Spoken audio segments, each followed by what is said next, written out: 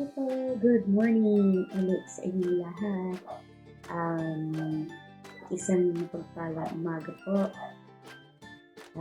Ako po si Jana at nag-start po ako ulit mag-vlog. At nagko-continue po ako kasi nag-start ako noon. Before, I started po as vlogger for teaching ko. Kasi nag-teach ako. Also, aside from teaching, which is part-time ko, is freelancer po ako. Like, as a graphic designer. Start po din ako sa pag-vlog nung nasa UAE ako, Abu Dhabi. And yung mga pinapakita ko po is like na normal daily lives before, aside from, teaching demo, lahat po actually. And I started sa Abu Dhabi for like magtrabaho as OFW 2009 until 2021. After pandemic, umuwi ako bigla. So, ngayon, right now po nasa bahay ako ngayon, sa sariling bahay ko. And I'm continuing my work as a freelancer with part-time work online. And I would say na hindi mahirap at madali. Kasi mahirap in a sense na dito ka lang sa bahay, na stuck ka. But every now and then, lumalabas din ako. And that's it. So, as of now po, nagko-continue pa ng work ko.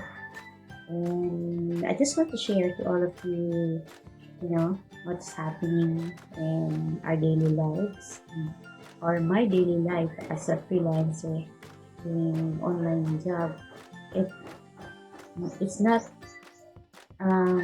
easy, I would say. Parang both are very, although flexible time, but mahirap at madali sa katulad kong nagtatrabaho sa bahay.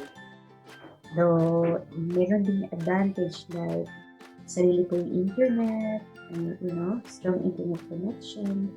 But I would say na kailangan din lumabas, kailangan din ng ibang ginagawa para hindi ka ba magkaroon ng boredom.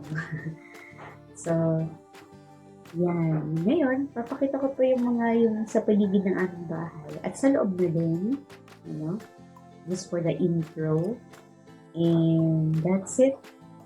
So stay tuned po. And kung bago po kayo sa aking channel, just try to subscribe and like na rin po and share if you have the time. So, it's ngayon, tag-ulan dito sa Baguio City. And sa umaga, umuulan.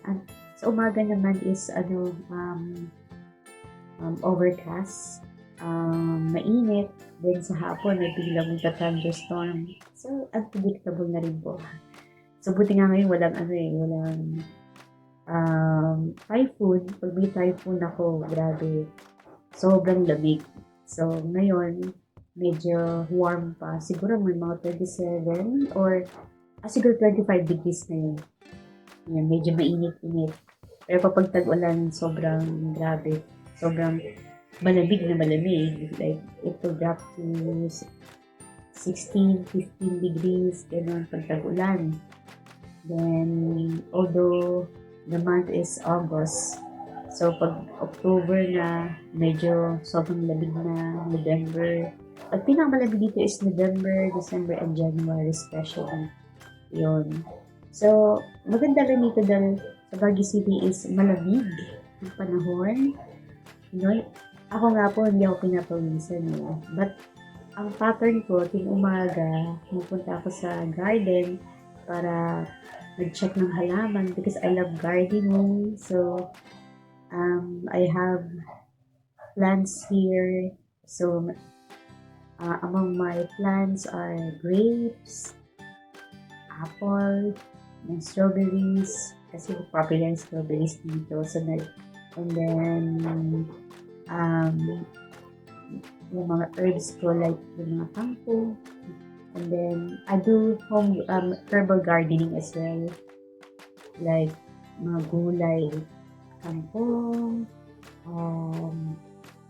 yung mga herbs ko, like yung rosemary, yun.